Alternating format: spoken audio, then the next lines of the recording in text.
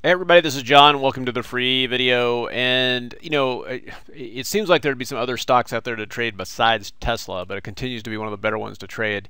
If we're looking at this 195-minute chart, you can see we came down into the 21 EMA here, which was around 370, and then today we did push up to new all-time highs and then kind of rested in the close.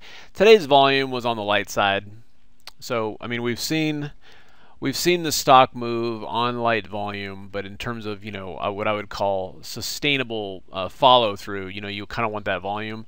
So the question is from here, what do we have for potential upside targets? I do like the idea here. We got a squeeze.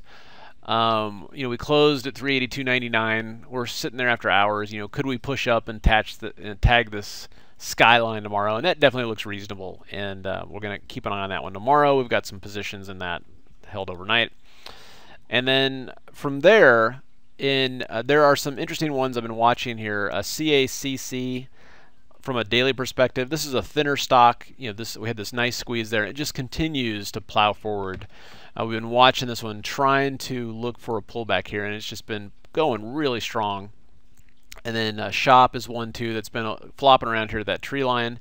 Keeping an eye on that, and then really keeping an eye on some of the semis here. They've got a similar pattern. AVGO popped up and has sold back. Nvidia has popped up, kind of pushed back. This one I particularly like because we've got that 195-minute squeeze that's setting up, and we can see if tomorrow we can kind of push through that. And then in terms of the Nasdaq here, from a daily perspective, is definitely recovered. If we're looking at kind of the structure of this, nothing real. I still got to err on the side that this could go either way. I mean, this could certainly easily roll over here, but from a daily perspective on the daily chart, we did close. We got to close above that 21-period moving average. So this is the bulls market to lose, and they could certainly squeeze shorts here. We do have kind of reversal patterns setting up here. And tomorrow's a Friday. Anything can happen. So who gets hosed tomorrow? Is it going to be bulls or bears?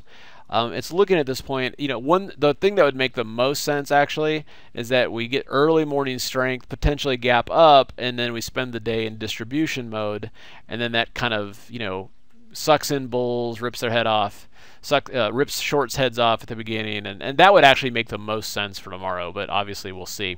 We'll know a lot more when tomorrow comes. And then last but not least, keep an eye on the dollar index.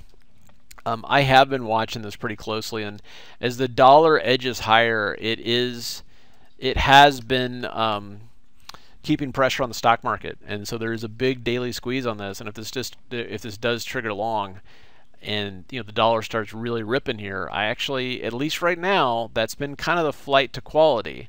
And what we've seen in this market is that this drift down in the dollar has also coincided with the last couple of days of strength in the market. So that's just the question, is what happens if we get a big up day in the dollar?